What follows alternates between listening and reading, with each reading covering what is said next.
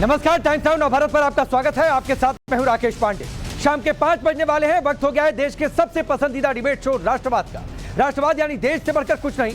मोदी बनाम 3 खानदान। जम्मू कश्मीर में क्या भीषण संग्राम होने वाला है चुनावी मैदान में। लाल चौक वाला डर क्या प्रधानमंत्री मोदी ने खत्म कर दिया। और सवाल यह भी कि कमल की आहट क्या इसीलिए फारूक अब्दुल्ला की 370 वाली बौखलाहट बार बार सामने आ रही है। दरअसल आज प्रधानमंत्री मोदी जम्मू कश्मीर में थे, डोडा की धरती पर थे। डोडा आतंक से प्रभावित रहा है।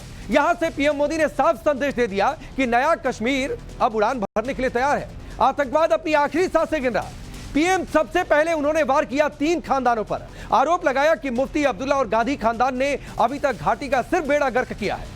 फिर लाल चौक पर पहले हो रही पत्थरबाजी का भी जिक्र कर दिया पीएम मोदी ने और यह साफ कर दिया कि माहौल बदला है। लाल चौक जाने में अब डर नहीं लगता, पत्थरबाजी अब नहीं होती। लेकिन इसके उलट फारूक अब्दुल्ला लोगों को बरगलाने में लगे।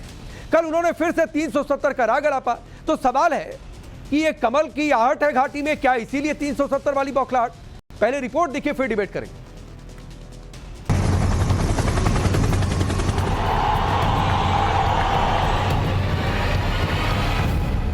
एक तरफ 3 खानदान है और दूसरी तरफ जम्मू कश्मीर के मेरे नौजवान बेटे बेटियां हैं। पूर्ण राज्य का दर्जा देने का काम भी भाजपा सरकार ही करेगी।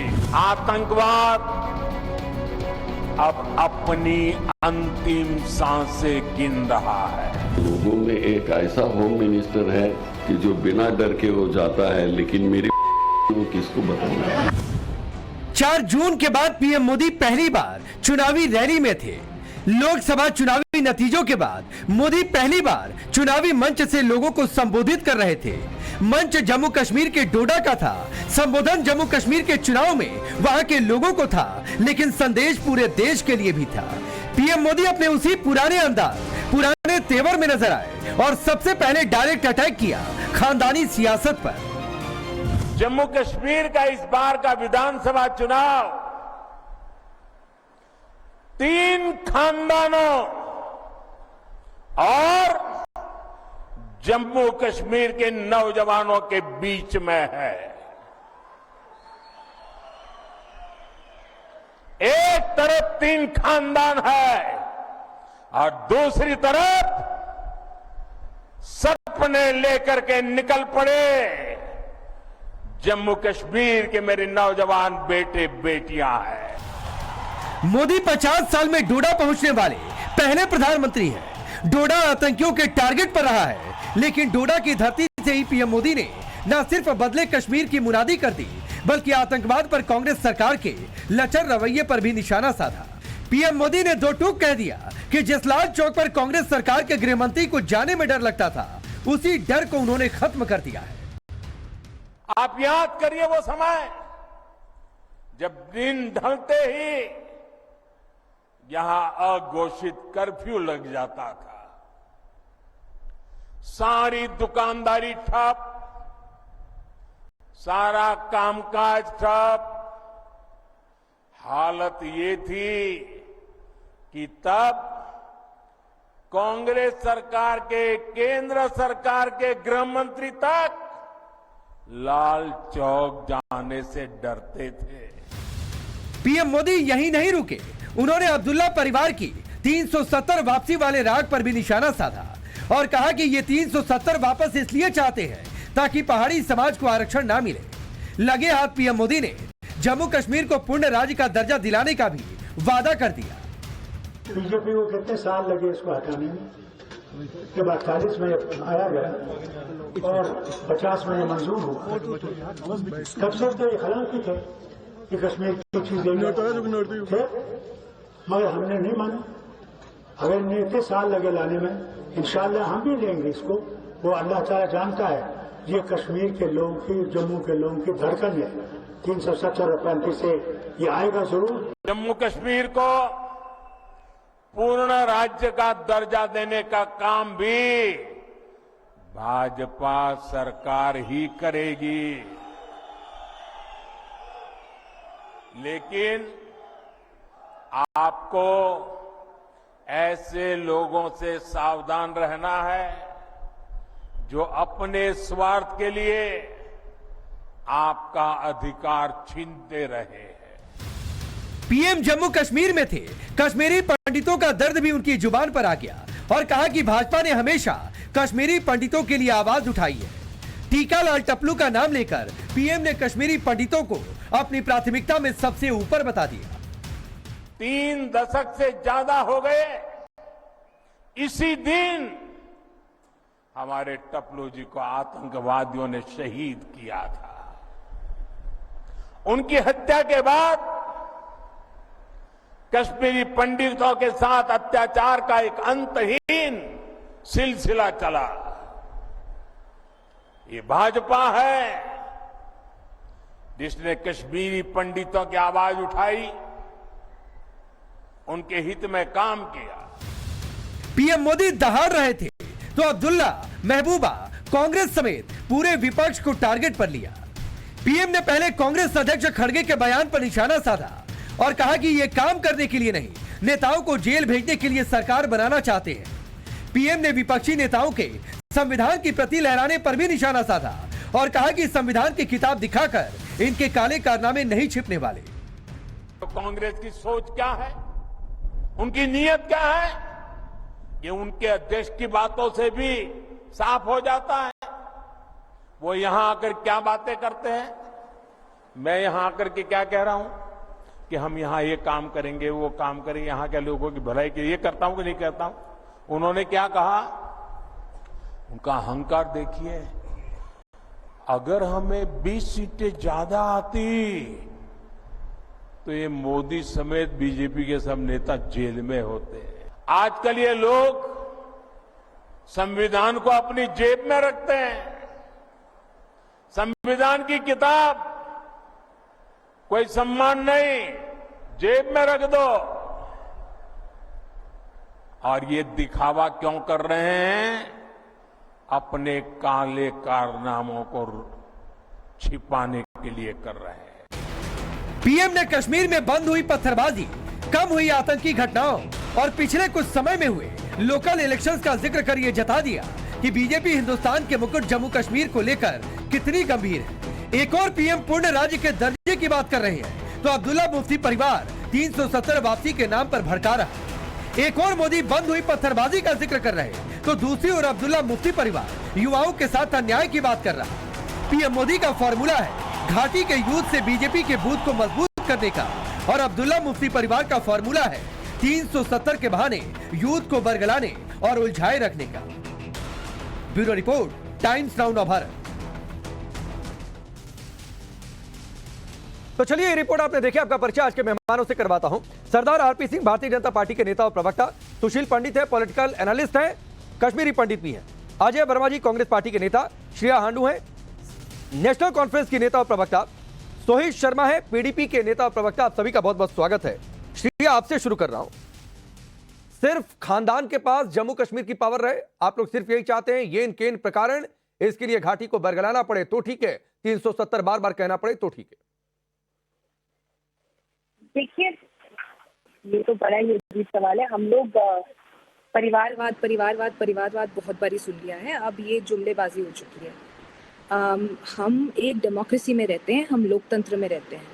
यहाँ पर कोई राजा का बेटा राजा नहीं बनता, यहाँ जनता चूज करती है, उसके बाद एक प्रोसेस फॉलो किया जाता है, तब जाके एक इंसान आपका लीडर बनता है। इसका ये मतलब नहीं है कि अगर मैं कल को बादशाह हूं तो मैं बादशाह थोड़ी बन जाऊंगी जब तक यहाँ जनता मुझे नहीं चुनेगी। अच्छा, तो मान लीजिए कि अगर आपकी पार्टी जीत जाती है, नेशनल कॉन्फ्रेंस अगर जीत जाती है, मैंडेट उसके पास होता है, सीएम कौन बनेगा? जी, क्या कह रहे हैं आप? अगर आपकी पार्टी को मैंडेट मिलता है तो सीएम कौन बनेगा मैडम? मैंडेट मिलता है तो सीएम कौन बनेगा ये तो तब डिसाइड होगा जब पार्टी जीतेगी। आप मुझसे अभी के सवाल कीजिए ना। मतलब आपको नहीं लगता है कि पार्टी जीतेगी? जी, पार्टी बिल्कुल, मैं तो यही कहूंगी कि जीतेगी, लेकिन डिसाइड तो 8 अक्टूबर को होगा ना, वरना इलेक्शंस किस लिए? नहीं, लेकिन आप तो इसी विश्वास के साथ जा रही है ना कि आपकी पार्टी जीत जाएगी, आप सरकार बनाएंगे कांग्रेस के साथ मिलकर, गठबंधन है। मेरे अलावा तो भाई सीएम कौन बनेगा मैडम? जी सर, मेरे अलावा यहाँ सभी लोग उसी विश्वास से आगे बढ़ रहे हैं, चाहे वो बिल्कुल निर्दलीय ठीक क्यों बात ना हो, वो भी इसी विश्वास। हाँ, ठीक है, हाँ। लेकिन इसका रिजल्ट जो आएगा वो 8 अक्टूबर को आएगा। उसके बाद लीडरशिप क्या डिसाइड करती है वो तब की बात है। अभी ये मैं आपको नहीं बता सकती कि हम नहीं क्या नहीं, ये करेंगे तो या वो क्या सवाल से करेंगे। भागने का तरीका हो गया। फारूक जी? अब्दुल्ला के बाद उमर अब्दुल्ला को मिली सत्ता। ऐसा तो नहीं कि पार्टी के किसी और नेता को दे दिया मौका मिला। तो ये इस पर अटैक है। क्या सॉरी, आप दोबारा रिपीट करेंगे प्लीज? फारूक अब्दुल्ला के बाद उमर अब्दुल्ला नेशनल जी। कॉन्फ्रेंस में और भी नेता रहे। जी देखिए, मैं आपसे फिर से कह रही हूँ, ये सवाल तब का है जब रिजल्ट्स आएंगे, ये सवाल अभी का नहीं है। बड़ा गजब का है आरपी सिंह। ये इनको खुद को कॉन्फिडेंट नहीं है कि ये जीत पाएंगे। जी बिल्कुल, हम कॉन्फिडेंट हैं, लेकिन हम ये क्यों कहें कि हम क्या करने वाले हैं? हम अपनी स्ट्रैटेजीज थोड़ी बता देंगे। ठीक है आरपी सिंह। असल में आपकी बात से स्पष्ट हो गया कि इनको पक्का पता है कि चुनाव जीतने वाले नहीं है, और इनका इस बार सुफड़ा साफ होने वाला है। जब प्रधानमंत्री जी ने कहा कि जो 3 पार्टियों ने मिलकर जम्मू कश्मीर का नुकसान किया, और खास करके उसमें अब्दुल्ला परिवार ने और कांग्रेस ने मिलकर जिस प्रकार से कश्मीर का नुकसान किया, जम्मू का नुकसान किया, वह सबकी जानकारी में है। और जो वहां पर अलगाववाद के बीज बोए, वह भी सबकी जानकारी में कि अलगाववाद के बीज किसने बोए, और आज भी उस अलगाववाद के बीज को पानी देने की कोशिश कौन लोग करें, ये सबकी जानकारी में है। और किसकी बात करें, उस उमर अब्दुल्ला की, जिसको ये नहीं पता कि कब क्या कह बैठते और कब क्या नहीं कह बैठते। अभी थोड़े दिन पहले उन्होंने कहा था कि मैं जमात के चुनाव लड़ने के पक्ष में हूँ, आज वो कह रहे हैं कि जमात का चुनाव लड़ना हराम है। तो वो अलग अलग समय में अलग अलग भाषा इस्तेमाल करते हैं। कभी कहते हैं कि 370 हटने से पत्थरबाजी हट गई, कभी कहते हैं 370 जब तक वापस नहीं आएगा हम चुनाव नहीं लड़ेंगे। तो क्या है कि वो खुद एक कंफ्यूज से व्यक्ति है, और ऐसे कंफ्यूज व्यक्ति को इनको इनकी पार्टी के नेता को भी पता है कि हम अपने ऐसे व्यक्ति को कैसे हम ऐसे सीएम प्रोजेक्ट कर लेंगे। तो जो मूल बात है, क्या कश्मीर को नया कश्मीर की ओर लेकर जाना है, या कश्मीर को वापस से उसी पत्थरबाजी के दौर पर, उसी अलगाववाद के दौर पर, उसी हड़ताल के दौर पर, उसी आतंकवाद के दौर पर लेकर जाना है, या कश्मीर को हमने बेहतर कश्मीर करना है?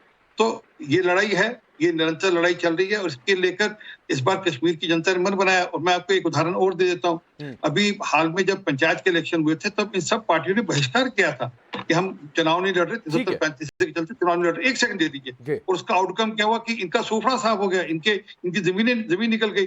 फिर वापस से ये चुनाव लड़े, ये डीडीसी का चुनाव लड़े, और इनसे पूछिए डीडीसी के अंदर सबसे बड़ी पार्टी कौन मर्ज हुई थी? बीजेपी मर्ज हुई थी या एनसीए मर्ज हुई थी? ठीक है सोही शर्मा, सवाल यह है कि भाई कौन जीतेगा तो कौन मुख्यमंत्री बनेगा? आप लोगों ने, खानदान ने मिलकर जम्मू कश्मीर में अभी तक सत्ता चलाई, तो हुआ क्या? कश्मीरी पंडित बाहर गए, उन्हें बाहर जाना पड़ा, कत्लेआम हो गया उनका, मजबूरी में घर छोड़ना पड़ा, या फिर वहां पर एक वर्ग का राज हो गया, या फिर आतंकी घटनाएं बढ़ती चली गई। तो सर ये बीजेपी कह रही है कि खानदानी सियासत ने बर्बाद कर दिया जम्मू कश्मीर को। देखो राकेश जी, इस बात को हमें समझना होगा कि माननीय प्रधानमंत्री जो आज जम्मू में आकर जो उन्होंने भाषण दिया, ये उनका डर खौफ है। अच्छा। जो दिखाई दे रहा है कि जम्मू कश्मीर में इनका सारा सफाया चट हो चुका है, ये बात सामने दिखाई दे रही है। ये परिवारवाद की बात कर रहे हैं, अरे यही परिवारवाद के साथ इन्होंने सरकारें बनाई हैं। एनसी के साथ तो इन्होंने सरकार, पार्लियामेंट में उमर अब्दुल्ला इनके साथ मंत्री रहे हैं, केंद्रीय मंत्री रहे हैं, और जम्मू कश्मीर में पीडीपी के साथ इन्होंने हुकूमत बनाई है। ये कौन सी परिवारवादी की भाषा का इस्तेमाल करें, मुझे ये समझ नहीं आ रहा है। अरे तो गलत क्या है? मैं आप बताता हूँ, महबूबा मुफ्ती के पहले उनके पिताजी थे, उनके पास पावर हुआ करती थी, उसके बाद महबूबा मुफ्ती के पास आ गई। तो सर यही तो होता है परिवारवाद में, और क्या होता है? आप बताएंगे बीजेपी में कौन बनेगा मुख्यमंत्री जम्मू कश्मीर का, और उनके परिवार का बैकग्राउंड जम्मू कश्मीर की सत्ता से क्या रहा है? परिवारवाद की पूरी बात नहीं सुनेंगे आप? नहीं, मैं पूरी सुन रहा हूँ, सवाल पूछ रहा हूँ सिर्फ आपसे। सुन लीजिए, डॉक्टर जितेंद्र सिंह परिवारवाद का एक हिस्सा है। उसका भाई देविंदर रैना को नगरोटा से सीट दी गई, ये परिवारवाद का हिस्सा है। अच्छा। एमएलए प्रिया सेठी रहे हैं, जो उसके हस्बैंड को जम्मू ईस्ट से सीट दी गई, ये परिवारवाद का हिस्सा है। सो कहने का मतलब ये है, और महबूबा मुफ्ती के पिताजी ने उनको अपनी सत्ता हैंडओवर कर दी, ये परिवारवाद नहीं है कि पहले ये सोचिए, ये तय हो गया कि पीडीपी अगर पावर में आती है तो मुफ्ती परिवार से ही कोई बनेगा सीएम, ये परिवारवाद नहीं आपके हिसाब से? अरे आप बीजेपी का परिवारवाद नहीं देखेंगे। नहीं, पहले अपना जवाब दीजिए ना सर। बीजेपी वाले का बीजेपी वाले जवाब देंगे। आपसे जो पूछा हूं आप अपना जवाब दे लीजिए पहले। बीजेपी वालों ने हम पे उंगली उठाई तो हम उनको उंगली बता अरे रहे तो हैं। ठीक है सर, उंगली उठाइए, लेकिन जो आप पर उंगली उठी उसका भी तो जवाब दीजिए।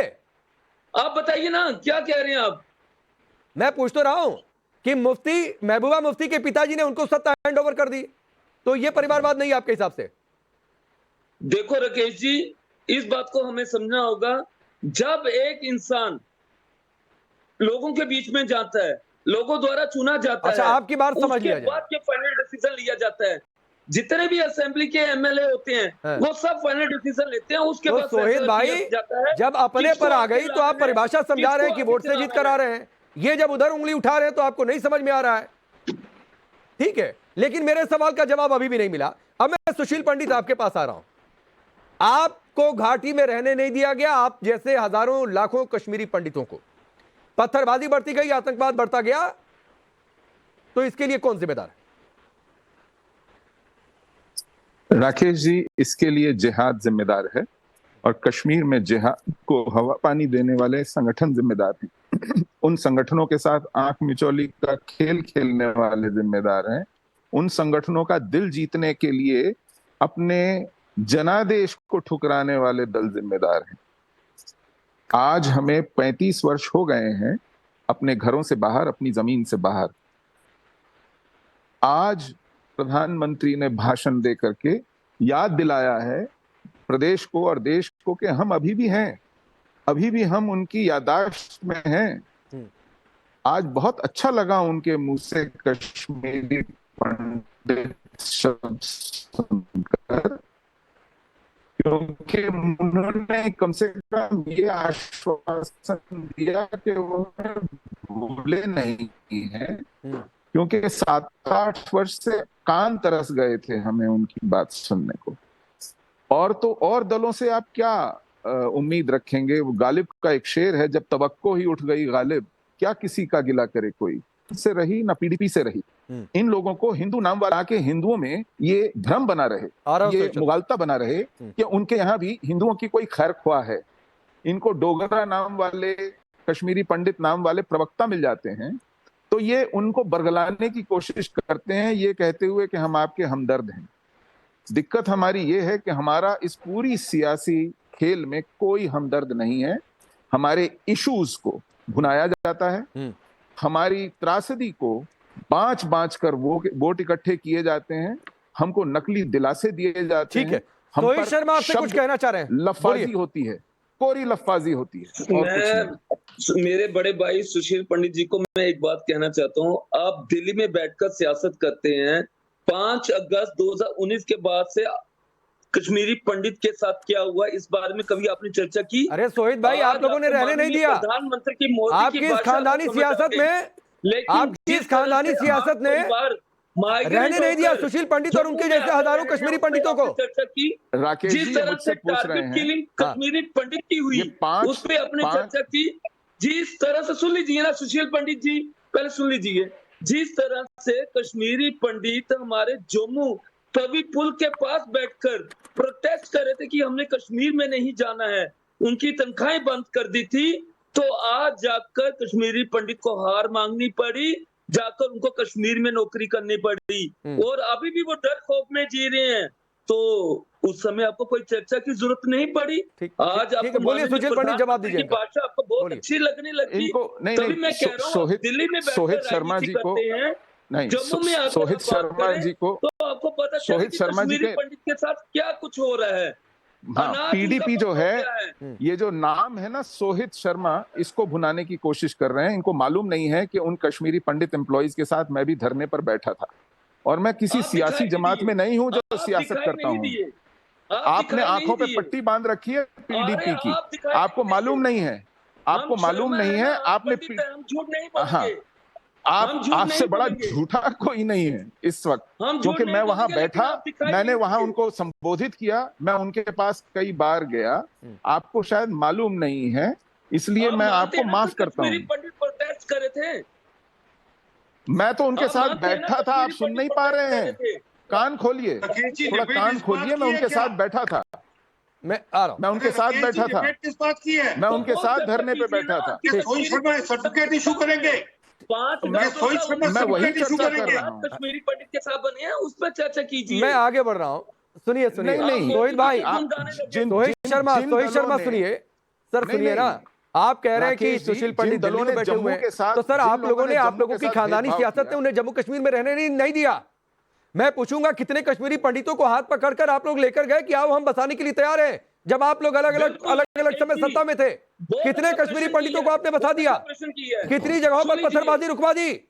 क्यों आप लोगों की जब सरकारें हुआ करती थी तभी पत्थरबाजी हुआ करती थी? सुन लीजिए ना राकेश जी, सुन लीजिए।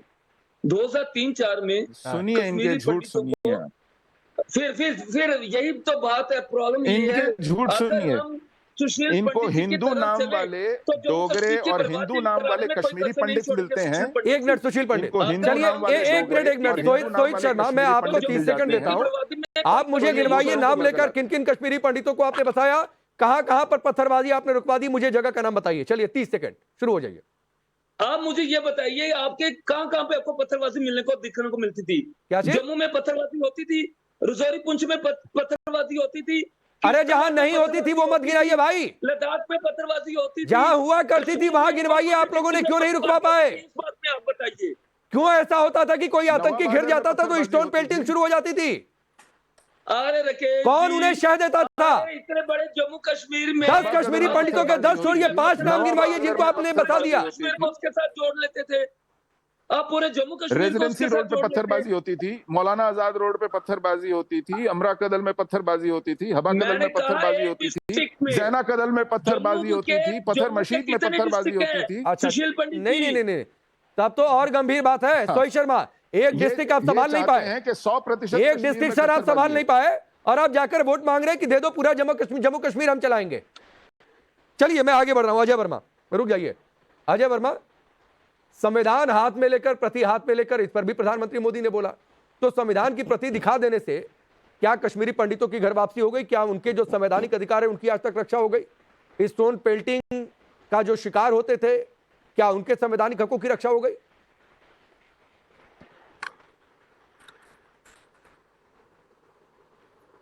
देश के सबसे बड़े संवैधानिक पद पर बैठे हुए आदमी और लोग जब मिमिक्री करें और तेज बोले, जोर से बोले, बार बार बोले, झूठ बोले, तो इस देश का ही दुर्भाग्य है कि चुनाव जीतने के लिए किसी स्तर तक भी कितने बड़े पद का आदमी जा सकता है, सत्यता से परे।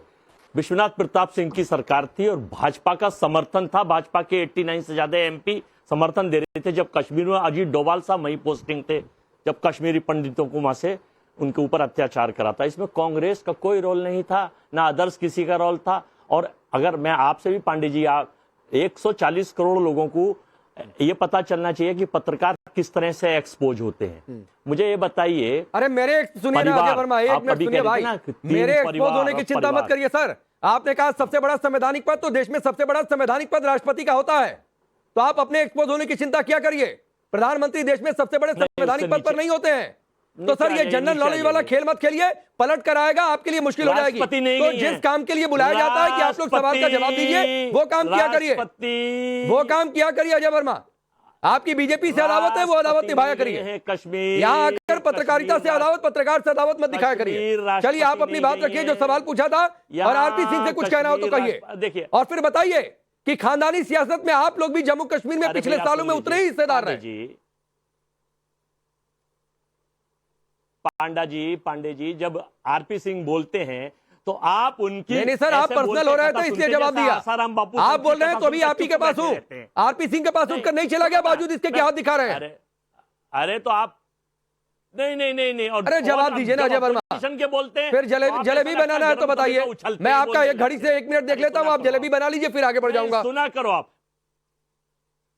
हाँ, सुन लीजिए, थोड़ा करें थोड़ा सा। आप पांडे जी, आप सभ्य पत्रकार है, अब आपको एक्सपोज में कर रहा हूं तो जनता को नहीं, मैं यही कह रहा हूं ना सर, मुझे एक्सपोज करने पर फोकस मत करिए। मतलब क्या है? अपना पार्टी में कद बढ़ाने पर फोकस करिए, जनता के बीच अपने आप को एक्सपोज होने से बचाइए, जम्मू कश्मीर में अपने आप को एक्सपोज होने से बचाइए। मेरी क्या चिंता कर रहे हैं, बोलिए ना। अरे झूठ तो आप बोल रहे हैं भाई। अच्छा, झूठ तो आप बोल रहे हैं। एनसी एक परिवार है या भारत सरकार में वो पार्टी रजिस्टर्ड है चुनाव आयोग में? पीडीपी एक परिवार है, भारत सरकार में पार्टी बनाई हुई है, सरकार एनसी ने बनाई, सरकार पीडीपी ने बनाई। अच्छा। आप भाषण दे रहे हो कि साहब झूठ बोलते, सबूत दिया करो, अरे झूठ बोला मत करो, मुकदमे दर्ज हो जाएंगे, चाहे वो नरेंद्र मोदी हो कोई और हो। पार्टी बनाती है सरकार, आदमी नहीं बनाता। अरे एनसी एक परिवार है, एनसी एक परिवार नहीं पार्टी है। आपकी बात ठीक है अजय वर्मा जी, लेकिन अब्दुल्ला एक परिवार है, पार्टी नहीं है। क्यों नहीं समझ पाते हैं? कांग्रेस एक पार्टी है, ये बिल्कुल बात ठीक है, नरेंद्र मोदी पार्टी, लेकिन गांधी एक परिवार है, ये भी बात ठीक है। और कांग्रेस पर उसी का कब्जा है। नहीं, पीडीपी एक पार्टी है, ठीक है, आप लेकिन मुफ्ती एक परिवार है। रहिए आप, आपके कहने से कोई भारत का संविधान, आपके कहने से भारत का संविधान या प्रधानमंत्री के कहने से कोई झूठ बोलने से बदल जाएगा?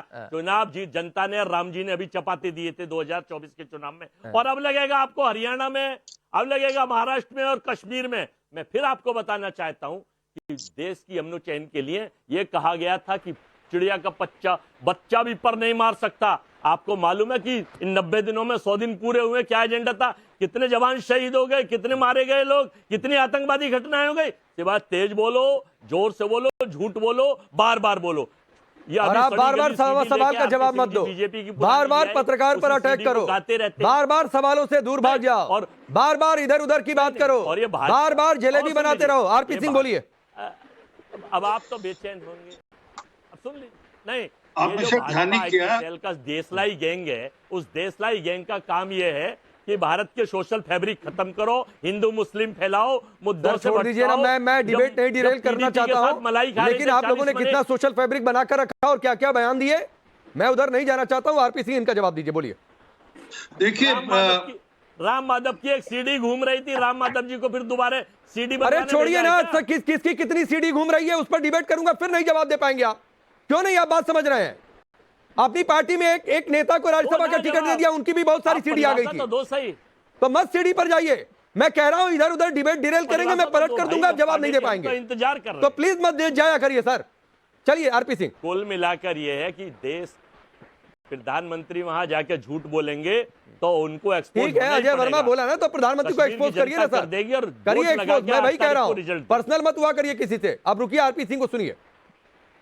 देखिए आपकी डिबेट में भी जो इनका डीएनए ना फूट फूट कर निकलता है, कांग्रेस का डीएनए। अभी आपकी डिबेट में आपने ध्यान नहीं दिया, आपको धमका दिया उन्होंने, आपको समझा दिया और धमका भी दिया। आज जिस प्रकार से कल वो एक पत्रकार को अमेरिका के अंदर धमकाया और उसके साथ दुर्व्यवहार किया, वो इनका डीएनए, इमरजेंसी वाला डीएनए। आप जी फूट फूट निकलता है कि नहीं?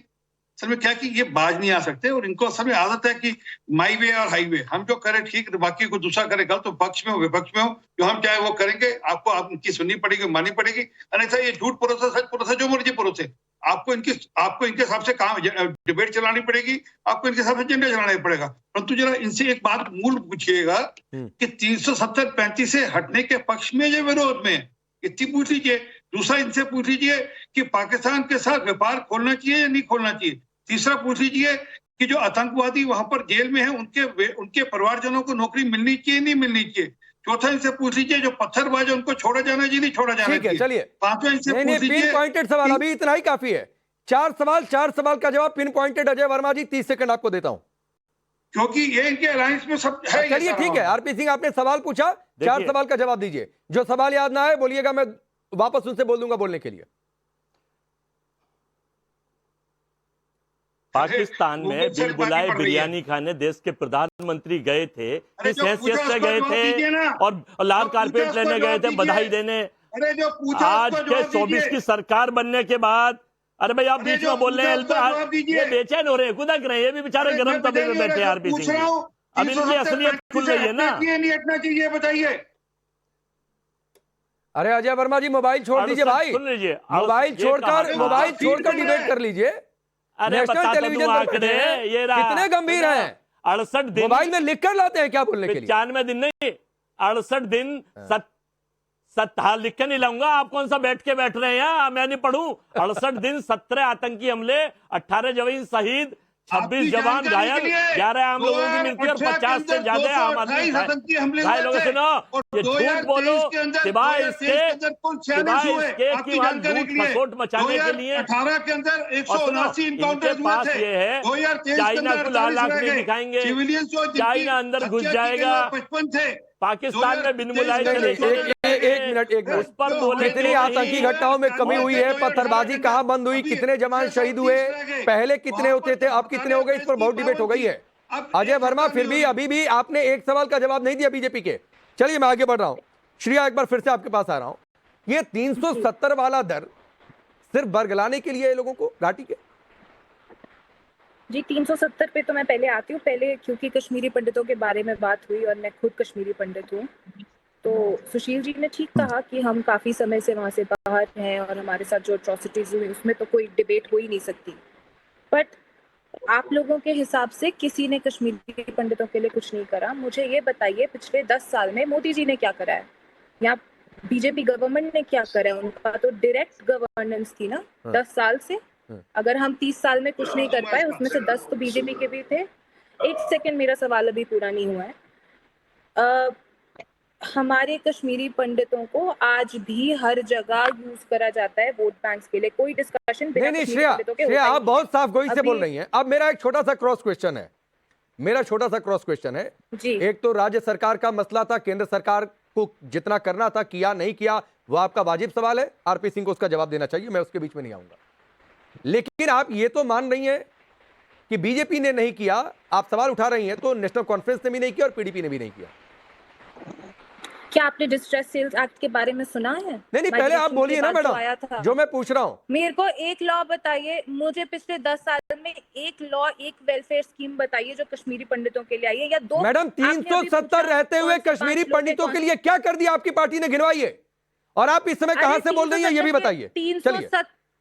370 खत्म होने के बाद आपकी बीजेपी गवर्नमेंट जो सेंटर में रूल कर रही है, उन्होंने क्या कर लिया? तो 2019 से पहले आप लोगों ने क्या किया? कितने कश्मीरी पंडितों को बता दिया? अरे आप कहां रहती हैं श्री आंडू?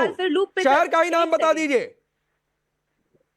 मैं आपसे ये पहले पूछती हूँ कि 30 साल पहले जो टारगेट किलिंग्स होती थी वो 2019 के बाद दोबारा शुरू हुई, उस बारे में क्यों नहीं कोई बात करता? नहीं, वक्त इतना ही है, मैडम आपने बड़ी साफगोई से ये तो कह दिया कि बीजेपी ने कुछ नहीं किया।